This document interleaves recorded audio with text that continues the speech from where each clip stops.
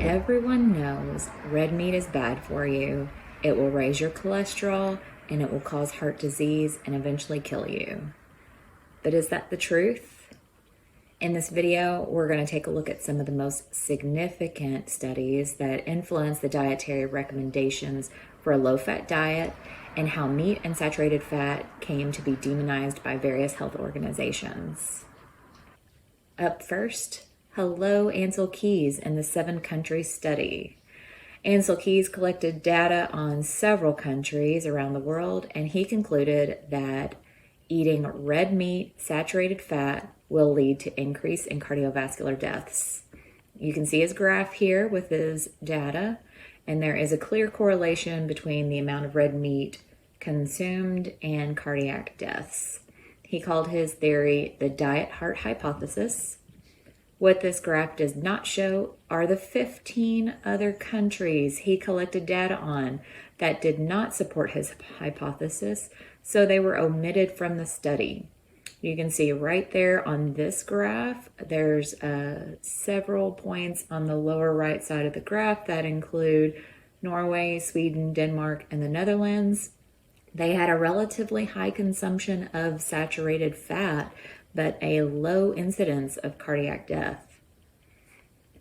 Some other problems with this study included that it was just observational, which is a very poor quality type of study. It can only show correlation, not causation. It relies on the participants to self-report accurately what they've eaten over a period of time. And obviously, he cherry-picked the information that he included in his paper. Another issue was he had inconsistent methods for gathering his data. In one country, he would just obtain data for one day. In another country, he'd obtain data for 1 week. And the time of the year was important also. He was getting data during Lent in several Orthodox Catholic countries, and during that time, they abstain from eating meat, and his data reported low incidences of cardiac deaths, although these countries would typically eat large amounts of meat during the rest of the year. And there is the full graph of all of the data that was obtained. The Framingham study is also frequently quoted as strong evidence of the diet heart hypothesis. This study observed the subject's diet, smoking, and exercise habits and more in relation to cardiovascular disease. Had approximately 5,000 participants. This study was criticized because of its lack of diversity. Most of the participants were white, working class men. And the study also included many volunteers, which is known to contribute to volunteer bias. And that is a phenomenon where already healthy individuals are more likely to sign up for health-related studies. Again, this study, like many other diet studies, was observational. The results showed that only men over 50 years old had a clinically insignificant increased risk of heart disease with the increased meat consumption.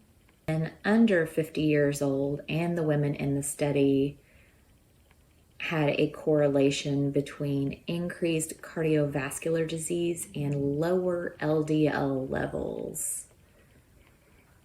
One of the directors of the study commented years later that the more saturated fat the participants ate, the lower their blood cholesterol was, and the lower their weight was also.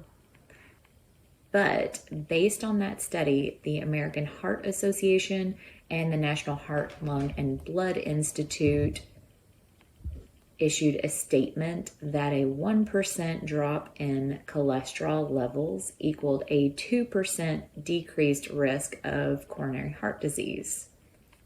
Last is the largest study ever done on low-fat diets and its effect on cardiovascular disease, the Women's Health Initiative. It was a very large study involving over 48,000 postmenopausal women. This was a randomized controlled trial, which is a pretty high-quality study. They had a control group that would eat just a standard Western diet, and the intervention group would eat the recommended diet, which is low in fat, very low in saturated fat, high in whole grains, and fruits and vegetables. These women were monitored over a period of 8 years, which makes it a good long-term study. The study concluded that there was no significant impact on reducing the risk of cardiovascular disease, at least in these postmenopausal women. However, the study actually found that the women in the intervention group who already had cardiovascular disease were at a 26% increased risk of further cardiovascular events. They were followed up on again 5 years later, and that risk actually doubled. So, what is the largest risk factor for the development of cardiovascular disease? I've asked several people, and every single one stated high blood cholesterol. But the Journal of the American Medical Association released an article a few years ago that showed hazard risk ratios for all of the factors that contributed to cardiovascular disease. High cholesterol and even high LDL did not even make the top 5.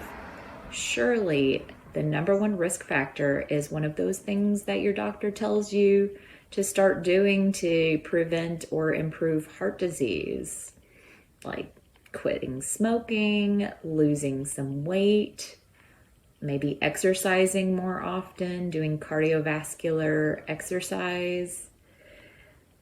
Actually, the number one risk factor for the development of cardiovascular disease is diabetes. Here is a list of all the other factors. The farther over to the right they are, the higher the risk factor for cardiovascular disease. So these are just some of the studies that are cited in support of low-fat diets. Clearly, not all of them. There are a ton out there. However, just like these studies, none of them have actually proven beyond doubt that increases in saturated fat or increased meat consumption is directly linked to cardiovascular disease. Hopefully you find this video informative and it encourages you to do some of your own research into our current dietary recommendations and how they came to be. Thanks for watching.